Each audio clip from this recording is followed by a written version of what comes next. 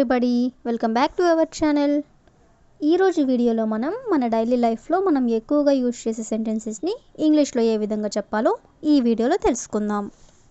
ముందుగా నా వీడియో కనుక మీకు నచ్చినట్లయితే లైక్ చేయండి, షేర్ చేయండి, అలాగే సబ్స్క్రైబ్ చేయడం మాత్రం మర్చిపోవద్దు.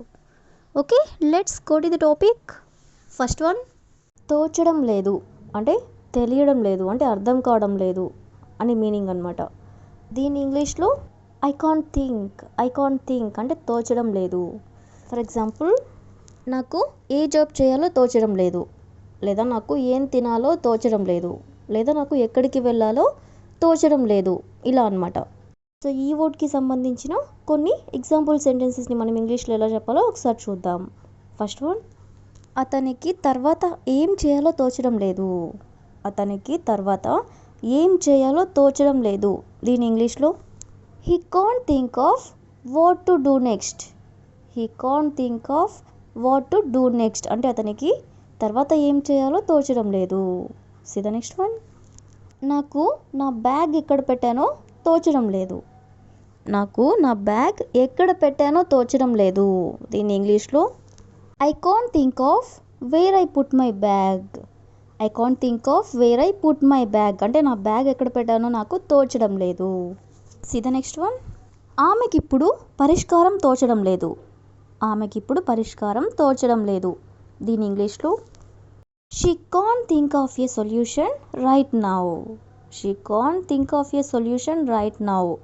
అంటే ఆమెకిప్పుడు పరిష్కారం తోచడం లేదు. See the next one. నాకు సమాధానం తోచడం లేదు అనేదాన్ని I can't think of a good answer. అంటే నాకు సమాధానం తోచడం లేదు. See the next one. అతనికి వెళ్ళిపోవడానికి కారణం తోచడం లేదు అని చెప్పాలనుకున్నప్పుడు he can't think of a reason to leave. అంటే అతను వెళ్ళిపోవడానికి కారణం తోచడం లేదు. See the next one. వాళ్ళకి ఏం చెప్పాలో తోచడం లేదు. దీని ఇంగ్లీష్లో they can't think of anything to say. అంటే వాళ్ళకి ఏం చెప్పాలో తోచడం లేదు. See the next one. నాకు ఇంతకంటే మంచి ఆలోచన తోచడం లేదు. దీని ఇంగ్లీష్లో I can't think of a better idea. అంటే నాకు ఇంతకంటే మంచి ఆలోచన తోచడం లేదు. See the next one. నాకు ఆమె పేరు తోచడం లేదు అనేదాన్ని I can't think of her name. అంటే నాకు ఆమె పేరు తోచడం లేదు. సో ఈ విధంగా మనం తోచడం లేదు అనే వర్డ్కి సంబంధించిన కొన్ని రిలేటెడ్ ఎగ్జాంపుల్స్ అనేవి చూసాం కదా. నెక్స్ట్ వన్ చూడండి. నాకు వాళ్ళెవరో తెలుసు, లేదా నాకు ఎక్కడికి వెళ్ళాలో తెలుసు, ఇలా అంటుంటారు కదా. అంటే నాకు తెలుసు అనే వర్డ్ని మనం యూజ్ చేస్తూ ఉంటాం కదా. సో ఈ వర్డ్కి సంబంధించిన కొన్ని ఎగ్జాంపుల్ సెంటెన్సెస్ అనేవి చూద్దాం. See the first sentence. అతనికి నియమాల గురించి తెలుసు. నియమాలు అంటే రూల్స్. అతనికి రూల్స్ గురించి తెలుసు అని చెప్పాలనుకున్నప్పుడు దీని ఇంగ్లీష్లో he is aware of the rules. అంటే అతనికి నియమాల గురించి తెలుసు. See the next one. వాళ్ళకి వాళ్ళ తప్పుల గురించి తెలుసు. అంటే వాళ్ళు చేసిన తప్పుల గురించి వాళ్ళకు తెలుసు అనేదాన్ని ఇంగ్లీష్లో they are aware of their mistakes. అంటే వాళ్ళకి వాళ్ళ తప్పుల గురించి తెలుసు. See the next one. నాకు నా బాధ్యతల గురించి తెలుసు. దీని ఇంగ్లీష్లో I am aware of my responsibilities. అంటే నాకు నా బాధ్యతల గురించి తెలుసు. రెస్పాన్సిబిలిటీస్ అంటే బాధ్యతలు. See the next one. మాకు పరిస్థితి గురించి తెలుసు అనేదాన్ని we are aware of the situation. అంటే మాకు పరిస్థితి గురించి తెలుసు. See the next one. He is aware of what happened. అంటే అతనికి ఏం జరిగిందో తెలుసు.